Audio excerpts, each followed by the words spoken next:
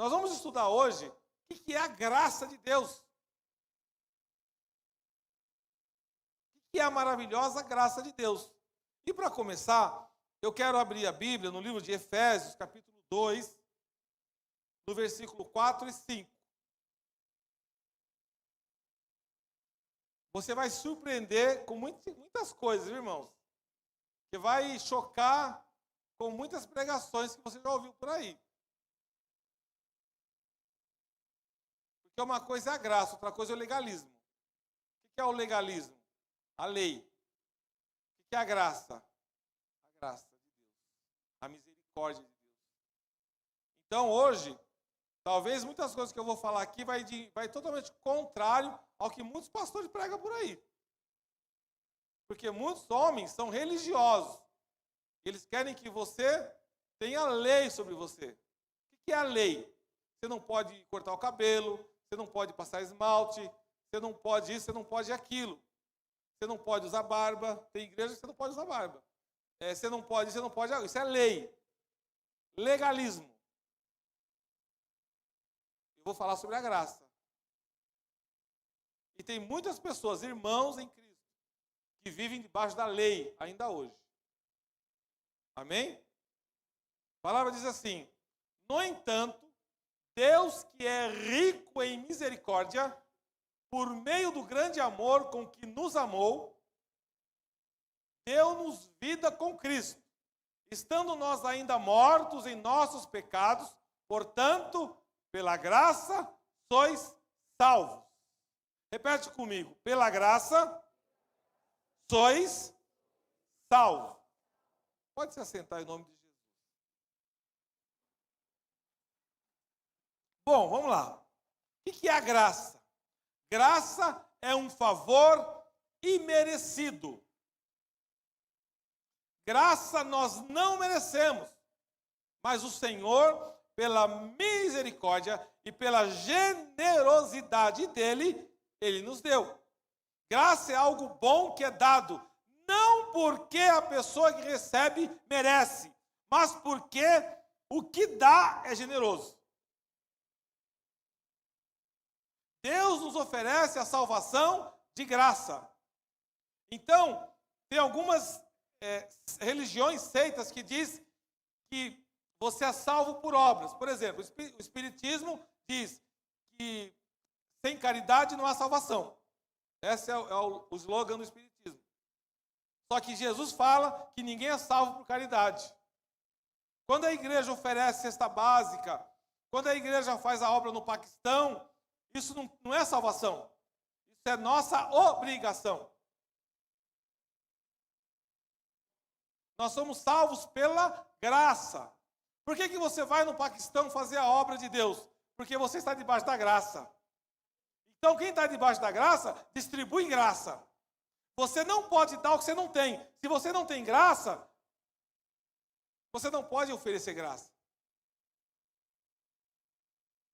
Feliz é a Carlinha, que tem a graça de Deus e tem a graça da mãe, que é a Dona Graça. Então, gente, nós não podemos achar, não, eu vou ser salvo porque eu sou bonzinho, eu vou ser salvo porque eu dei cesta básica, porque eu ajudei o irmão. Não. Isso é nossa obrigação. Graça é outra coisa. Quando alguém oferece um presente de graça, significa que quem recebe o presente não tem que pagar nada. Você já viu você receber um presente? O Rubinei chega e dá uma camisa para você. Você recebe a camisa do Rubinei, aquela camisa maravilhosa. Aí o Rubinei manda um WhatsApp para você. Custou R$20, viu? Manda o Pix. Não. Se ele deu o presente, é de graça. Ele não vai fazer isso. Deus nos deu um presente gratuito, que é a salvação. Ele não vai te cobrar nada por isso. Graça é de graça. Graça é um ato de amor incondicional. Não depende da pessoa que recebe. A graça revela o bom caráter de quem dá, não de quem recebe. Quando eu recebo a salvação, não sou eu que estou em primeiro lugar como salvo, mas é o nosso Senhor que está em primeiro lugar que me deu a salvação. Não importa quem recebe a graça, quem importa é quem dá a graça. Por isso, nós não podemos abrir mão deste que tem toda a graça. E o que nós precisamos para receber a graça? Fé. A Bíblia diz: sem fé é impossível agradar a Deus. Por quê, irmãos? Nós merecíamos e merecemos o castigo por causa dos nossos pecados. Mas Deus nos enviou Jesus para pagar o preço e nos ofereceu salvação. Nós pecamos e restituídos somos da glória de Deus, da graça de Deus.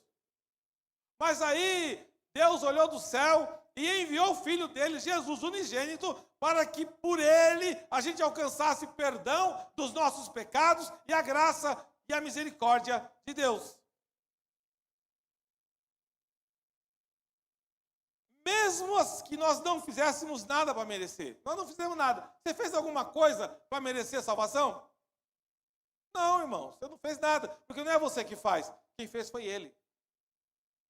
Ele te escolheu primeiro. Ele te escolheu. Às vezes você está no mundo, às vezes você está em outra religião, às vezes você está em outro caminho, mas chega naquele lugar que você está, o Espírito Santo abre os teus olhos. E você fala: o que eu estou fazendo aqui? Isso não é para mim. É a graça. Deus fala: não, você não é daqui. Você é de lá. Porque eu te escolhi, eu te remi, eu tiro você daqui e te coloco aqui. Porque Ele tem graça. E aí você pensa: misericórdia, como eu era cego, como eu não entendia. Sabe por que você está aqui hoje? Por causa da graça de Deus. Sabe por que eu estou aqui no altar hoje ministrando? Por causa da graça de Deus, da misericórdia de Deus. Amém, igreja? Por mais que tentamos ser bons,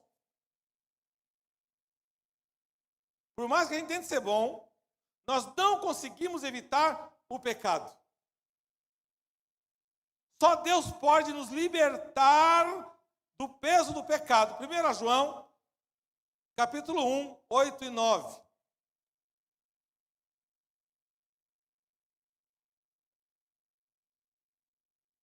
Então aí a pessoa fala assim: eu não tenho pecado. Aí você vai na Bíblia. 1 João 8 e 9. Se declararmos que não temos pecado algum, enganamos a nós mesmos, e a verdade não está em nós. Se confessarmos os nossos pecados, Ele é fiel e justo para nos perdoar todos os pecados e nos purificar de qualquer injustiça. Ou seja, quem fala que não tem pecado, já tem um pecado, é mentiroso. Ele já apresenta o primeiro pecado dele, ele é mentiroso. Mas se você confessa: Senhor, eu sou pecador, a Bíblia diz que o Senhor é fiel e justo para nos perdoar todos os pecados e nos purificar de qualquer injustiça. Por quê?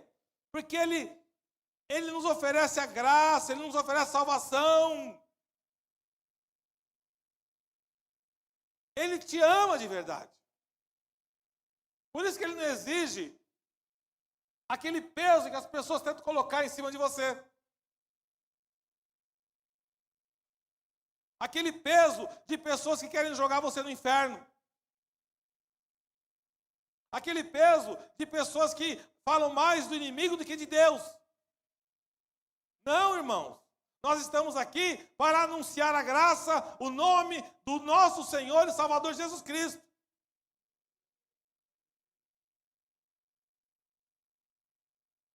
A graça na vida do crente, ela não se limita à salvação no momento em que nós aceitamos o Senhor Jesus como nosso Salvador. A graça de Deus atua ao longo da nossa vida. nos capacitando para fazer coisas boas e nos ajudando. Quando você precisa de qualquer tipo de ajuda, o Senhor te ajuda. Efésios 2, 8 a 10. Você não consegue fazer nada sozinho. Mas se confiarmos em Deus, Ele te transforma. Não queira mudar sozinho. Você não vai conseguir. Você não tem força para mudar sozinho. Efésios 2, do 8 ao 10. Porquanto, pela graça sois salvos, por meio da fé. E isso não vem de vós, é dom de Deus. Não vem por intermédio das obras, a fim de que ninguém venha se orgulhar por esse motivo. Pois somos criação de Deus, realizada em Cristo Jesus, para vivermos em boas obras, as quais Deus preparou no passado para que nós as praticássemos hoje, a nova humanidade em Cristo. Volta lá para o 8, Letícia. Presta atenção, gente. Pela graça sois salvos. Faz assim, ufa. Pode fazer, ufa. Eu fui salvo pela graça. Ninguém pode te acusar. Você é salvo pela graça. Está lá o Hudson dirigindo o carro, caminhão, ouvindo o louvorzinho dele. Pode estar um monte de ímpio de volta, falando o que for. Eu sou salvo pela graça. Eu não quero saber de nada, filho. Sou salvo pela graça. Está lá você no teu trabalho, na tua faculdade, na tua escola. Pela graça sois salvos, por meio da fé. Nós não fazemos nada para ser salvo, igreja. Apenas a fé nos salva. Não adianta você andar ajoelhado até não sei aonde, carregar a cruz nas costas. Irmão, pelo amor de Deus, isso aí tudo é coisa da lei. Você é salvo por Romanos capítulo 10, versículo 9. Se com tua boca confessares ao Senhor Jesus como Salvador e crer que Ele ressuscitou dos mortos, será salvo. Aí você entra em João 1,12. Você é chamado de filho de Deus. Acabou. Você é salvo pela palavra, não por atos. Porque você creu na palavra de Deus. Porquanto pela graça sois salvos, por meio da fé. E isso não vem de vós, é dom de Deus. Você, eu, nós, não somos salvos por nós mesmos. Não vem da gente. É dom de Deus. Deus nos deu o dom da salvação através da palavra dele. Você entra na Bíblia, na palavra, você vai surfando na palavra, medalha de ouro, olha lá, ganhou, primeiro lugar, é salvo. Pela fé. Fé. Versículo 9. Não vem por intermédio de obras, aí cai por terra tudo. Entregar a cesta básica, nós fazemos isso porque nós temos graça, misericórdia. Deus nos ajuda, a gente ajuda. Mas isso não salva ninguém. Não vem por intermédio das obras, a fim de que ninguém se orgulhe. Ou seja, eu entrego 1000 cestas básicas, aí eu saio falando para todo mundo aí. Eu entreguei 1000 cestas básicas, viu, gente? Eu sou muito bacana. Não é para se orgulhar disso.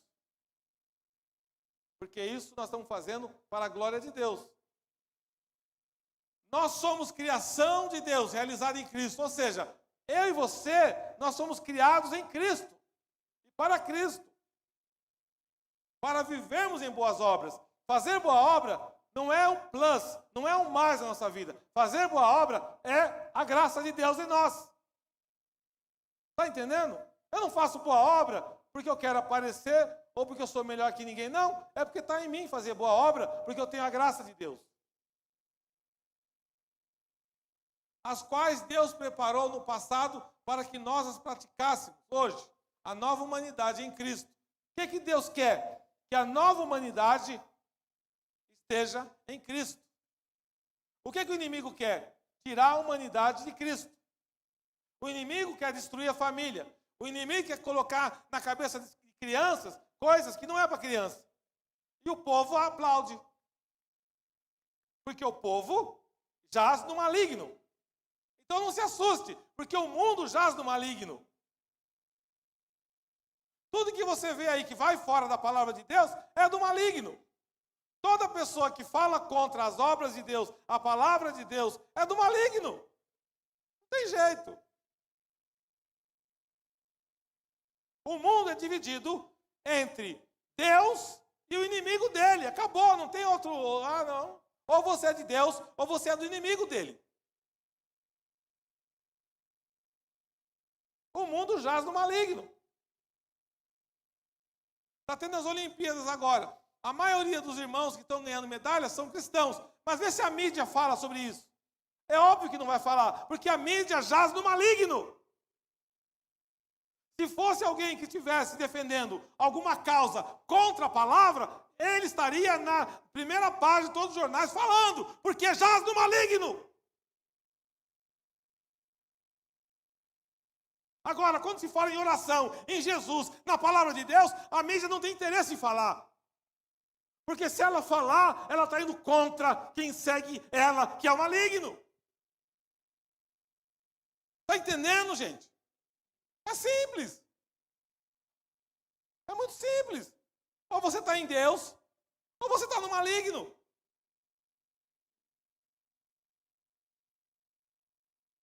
A graça de Deus também atua quando fazemos coisas erradas, depois de convertidos. Agora, pastor.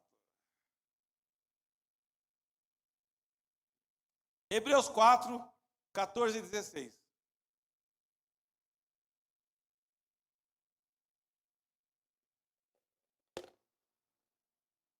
Quando nos arrependemos do erro, Deus nos perdoa e ajuda a consertar as coisas. Mas a graça de Deus é muito grande. Não é para a gente continuar errando, mas presta atenção. Concluindo, tendo em vista que temos um grande sumo sacerdote que foi capaz de adentrar aos céus, Jesus, o Filho de Deus, mantenhamos com firmeza nossa declaração pública de fé. Pois não temos um sumo sacerdote que não seja capaz de compadecer-se de nossas fraquezas. Mas temos o sacerdote supremo que, à nossa semelhança, foi tentado de todas as formas, porém, sem pecado algum. Portanto, acheguemo-nos com toda a confiança ao trono da graça, para que recebamos misericórdia e encontremos o poder que nos socorre no momento da necessidade. Você cometeu um erro, um pecado, convertido. E agora, Senhor, o que eu faço? Primeiro, você vai pedir perdão para Deus dos pecados. E Deus nos dá a graça, nos perdoando muitas vezes, de muitos pecados. Nós podemos dar graça a outras pessoas, perdoando-as. A graça de Deus muda a nossa perspectiva. Quando você começa a entender a graça de Deus, muda a nossa perspectiva. E você também começa a perdoar. Como você pode exigir vingança de outra pessoa se Deus também já te perdoou? Ai, Jesus, e agora? Tem gente que só quer ver o outro lado, mas ela não vê o lado dela, de pecador. Ela gosta de acusar, de apontar o dedo, mas ela não vê que ela também é pecadora. Mas Deus já te perdoou. E por que você não perdoa? Por que você exige vingança contra outra pessoa, quando Deus, que é perfeito, já me perdoou de tantos pecados? Deus não exigiu castigo, mas Ele me perdoou. A graça de Deus nos dá outra chance. A graça de Deus liberta. Nós recebemos outra chance de Deus todos os dias. todos os dias. Aquela pessoa que fica te acusando, quer seja pastor, quer seja qualquer tipo de título eclesiástico, e fica querendo procurar pecado em você para te acusar, é uma pessoa que não tem graça de Deus. Porque um pastor, um homem de Deus, uma mulher de Deus, ele tem que ter no coração a misericórdia. Porque ele também é pecador. Toda pessoa que exige que você seja uma pessoa irrepreensível, ele não é irrepreensível. Mas ele coloca um peso sobre a tua vida para querer te amassar, para querer te controlar, para querer administrar a tua vida. Isso não vem de Deus, porque você é livre. Deus te fez livre. Então fuja, irmãos, de toda pregação que te atira no inferno, toda pregação que coloca peso sobre a tua cabeça, toda pregação legalista, todos esses homens que vêm com palavras para te destruir, para te amassar. Sai disso, irmãos. Você é livre. Você tem que ter um relacionamento com Deus. Ninguém está falando aqui para você continuar pecando, não. É para você apresentar o pecado para Deus, se libertar do pecado e seguir em frente. Se você se arrependeu, pediu perdão a Deus, então Ele perdoou seus pecados. Como é que o senhor fala isso, pastor? Romanos 8, 1 e 2. Para quem aceita Jesus como seu Salvador e se arrepende, todos os seus pecados são perdoados. Não precisa viver com culpa. Você está com culpa nessa noite? O Senhor está falando, eu já te perdoei. Portanto, agora, não há nenhuma condenação para os que estão em Cristo Jesus, mas para os que estão em Cristo Jesus. Porque a lei do Espírito da vida em Cristo Jesus te livrou da lei, do pecado e da morte. O que eu acabei de falar, você ainda está na lei? Tem igreja que vive na lei ainda. Veio um irmão aqui cantar, eu esqueci o nome dele, e muito bacana ele. Como é o nome daquele rapaz que profetizou a escola? Eliezer. Eu posso falar? Ele veio pregar aqui, ele foi pregar numa igreja, ele usava barba. O pastor falou assim, ó, eu vou te contratar, mas tem que tirar a barba. Aí eu te pergunto, o que a barba tem que a ver com o culto, com a adoração do irmão?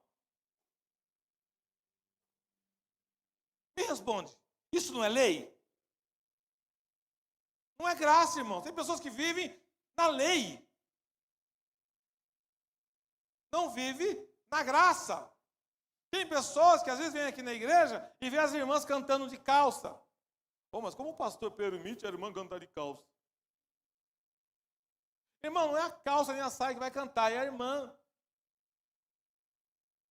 A calça até tentou louvar, mas ela não tem boca. Só tem boca de sino. Né? Aí você começa, irmão, a ter um monte de julgamento. Como é que a irmã está no altar de brinco? Como é que isso? Como é que aquilo? Como é que o pastor prega sem terno, sem gravata? É tudo lei. Lei que os homens fazem. O que interessa é ter unção de Deus. Você já viu alguma vez Jesus de terno e gravata? Me fala aí. Em algum lugar você viu Jesus de terno e gravata? Ele é o Rei dos Reis, Senhor dos Senhores, o Mestre dos Mestres. Nós estamos aqui por causa dele. Jesus andava o quê? De chinelão.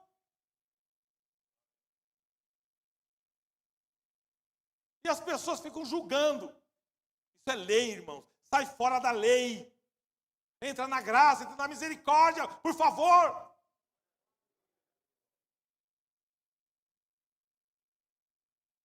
Quem aceita Jesus já está liberto. Porque a lei do Espírito da vida, isso é Espírito de vida. Em Cristo Jesus te livrou da lei do pecado e da morte. Te livrou. Se livrou. Você é livre. Só que as pessoas não entendem a Bíblia, não estudam a Bíblia, não lê a palavra. E aí o homem falou, está falado, né? Não, irmão, não é assim não. O que a Bíblia fala é o que nós temos que viver. Amém? Vamos lá. O que é arrependimento? Se arrepender é saber que o que você fez errado e sentir-se triste por ter feito uma coisa errada, uma coisa má. A pessoa arrependida quer mudar, reparar o seu erro. Não é apenas culpa, é uma mudança de atitude. Nós temos que mudar a nossa atitude. Vamos lá em Lucas 15:10. A Bíblia diz que Deus se alegra quando alguém se arrepende dos seus pecados. Porque um arrependido está pronto para mudar e abraçar a Deus. E Deus perdoa os pecados e ajuda a se libertar.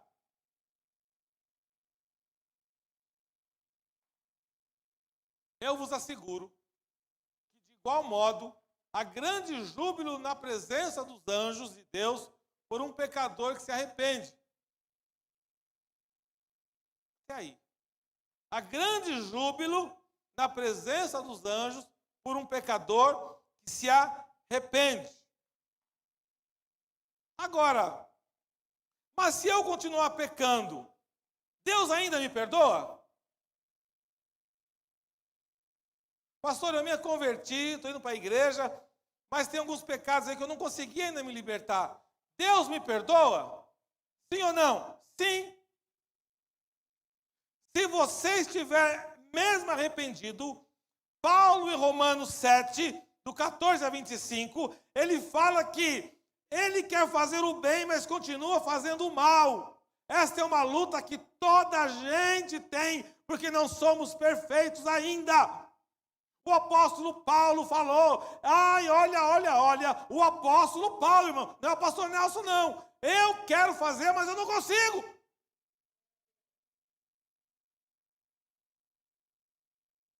É uma luta, porque nós não somos perfeitos. Alguns pecados não são fáceis de deixar quando nos arrependemos. Outros levam tempo e trabalho para ficar liberto. O mais importante é a nossa atitude perante o pecado. Quando você comete um pecado, você pode desistir e deixar continuar, ou você pode lutar para mudar e reparar os seus erros. Existe uma hipocrisia no mundo gospel. Uma mentira. Que eu estou farto, irmãos, de pregador mentiroso. Porque o pecado faz parte da nossa vida. Porque nós não somos perfeitos. As pessoas têm medo de falar isso. Você já viu algum pastor falar isso? Você nunca vai ver, irmãos. Porque eles querem se colocar como homens perfeitos. Mas o que é o pecado? Tem vários tipos de pecado. A Bíblia diz que se eu olhar de maneira para uma mulher, eu já estou pecando. E se uma mulher olhar para um homem de uma maneira, também está pecando.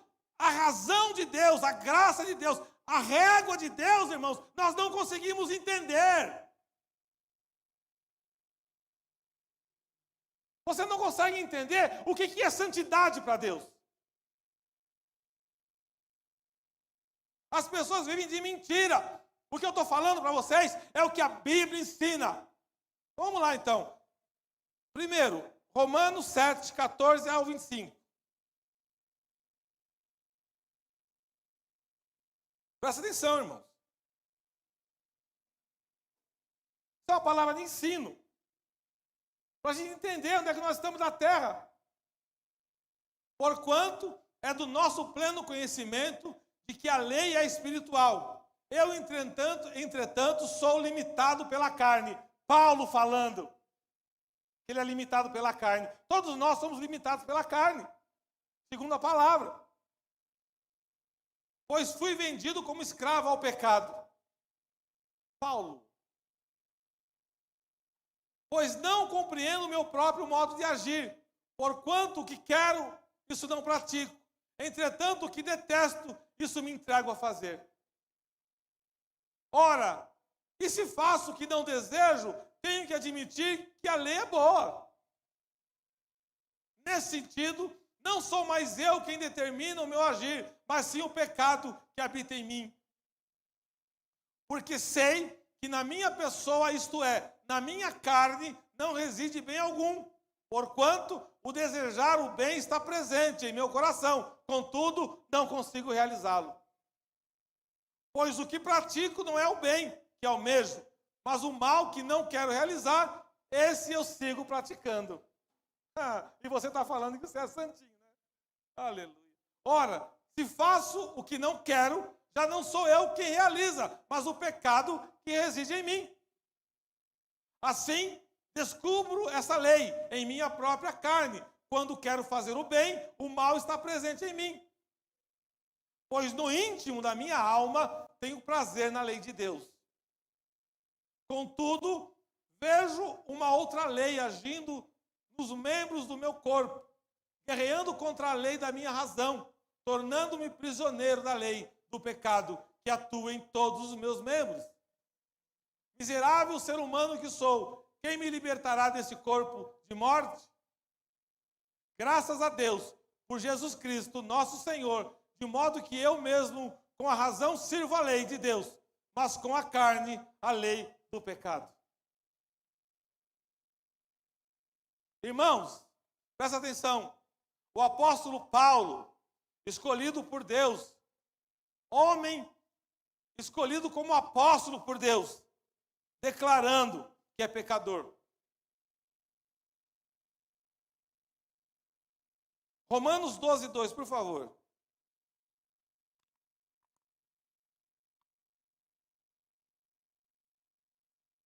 Paulo já era convertido.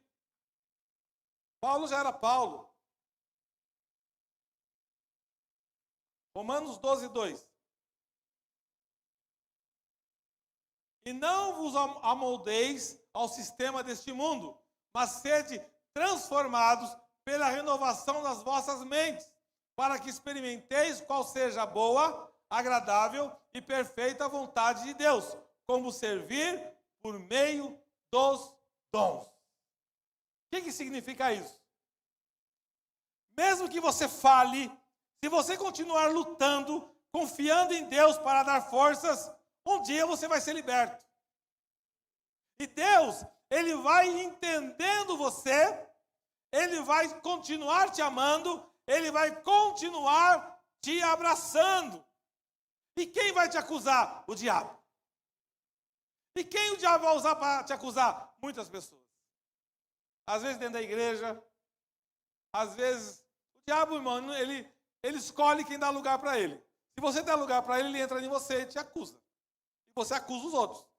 Apocalipse 12, 10. E aí, por que muitas pessoas, inclusive muitos crentes, muitos pastores, se suicidam? Porque eles não entenderam ainda a palavra de Deus. E o diabo vai e ataca a mente. E a pessoa se mata. Porque às vezes ela está em pecado, ela está em dificuldade, ela está em alguma luta, e ela acha, eu não sou digno, o diabo vai atacando ele, e aí ele acaba com a vida. Romanos 12, 10. Desculpa, Apocalipse 12, 10. Então, ouvi uma voz grave que vinha dos céus proclamando, mais ou menos o Rubinei falando, voz grave. Eis que agora chegou a salvação. O poder e o reino de nosso Deus e a autoridade do seu Cristo, pois foi expulso o acusador de nossos irmãos, o mesmo que os denuncia de dia e de noite perante nosso Deus. Irmão. Aí você pecou, cometeu um erro. Você sabe que tem a graça, mas tem um acusador. Ele acusa você, eu, nós, dia e noite. Não é só de dia. Dia e noite. Ele vai acusando. Se você não tomar posse da graça, da maravilhosa graça de Deus, você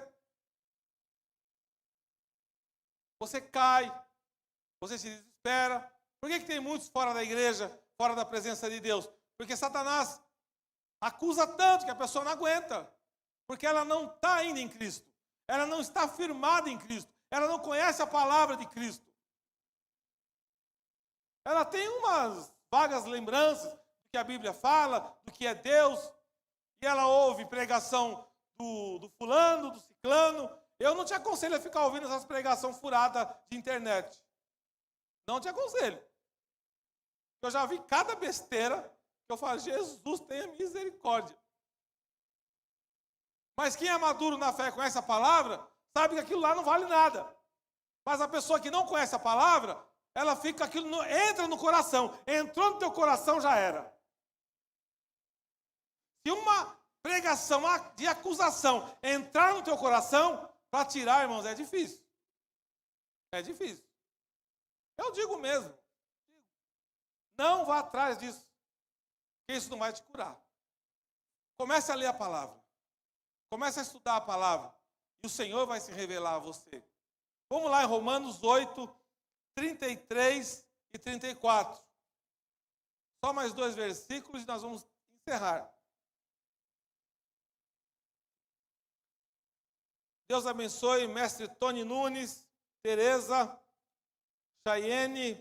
Deus abençoe vocês, em nome de Jesus. Então agora, digamos que você pecou, você errou. Irmão, quando eu digo pecar, para Deus, é difícil falar isso. É difícil falar isso. Mas até uma pessoa que mata alguém, se ele pedir perdão para Deus e Deus vê sinceridade no coração, Deus perdoa. Porque não é a nossa medida de perdão, é a medida de Deus, de misericórdia. A gente não vai ter, é difícil a gente falar, vou perdoar. É difícil. Agora Deus, ele vai fazer a medida dele, que está longe da nossa. Quem poderá trazer alguma acusação sobre os escolhidos de Deus? É Deus quem os justifica. Quem os condenará? Foi Cristo Jesus que morreu. Mas ele ressuscitou dentre os mortos e está à direita de Deus. E também intercede a nosso favor. Presta atenção. Quem é o acusador? Satanás. Todas as pessoas que gostam de acusar, elas têm a síndrome de Satanás.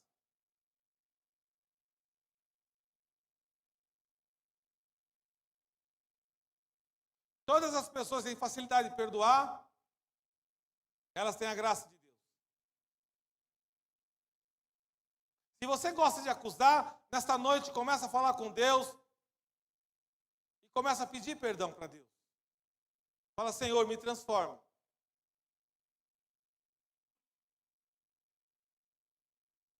Se você tem graça, fala para o Senhor, Senhor, me dá mais graça.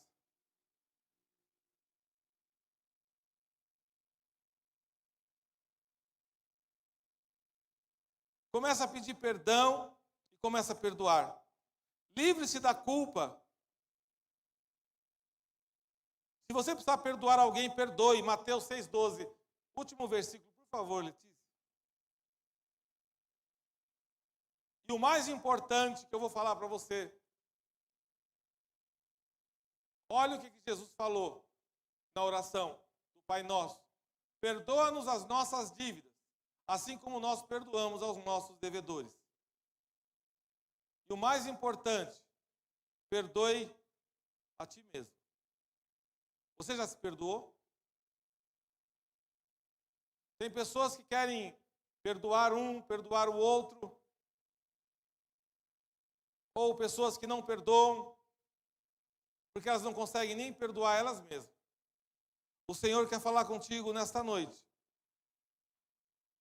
Se Deus te perdoa, se perdoe também. Comece a viver uma vida nova. A maioria das doenças que as pessoas têm vem de falta de perdão. A maioria das doenças que as pessoas têm vem por acusação. porque ela nem percebe que ela está sendo usada por Satanás. Satanás já tomou a vida dela. E muitos estão dentro da igreja, mas ainda não entendem que nós precisamos aprender a ter um relacionamento de verdade com o nosso Deus. Para encerrar, eu quero te dizer que Deus abomina a ingratidão e a hipocrisia. Aplauda o Senhor Jesus. Glória a Deus.